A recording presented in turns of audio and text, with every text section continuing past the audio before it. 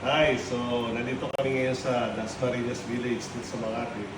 We just recently installed this Kangen 8 machine, our top of the line model. So right now, nagigib na tayo ng tubig dito at ite-test natin based dito sa pH chart kung magiging alkaline ba talaga yung lumabas ditong Kangen water. So kanina, tinest na natin siya, purple, pero para mas makita na lahat, mas marami.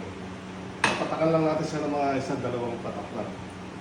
Ang tawag dito, pH tester liquid. 1, 2. Ayan, nakita nyo? Dalawang patak lang. So, ibig sabihin, nag-purple siya, alkaline siya. Ayan. Based dito sa church natin. So, ganun kaganda itong machine na to. So, yan.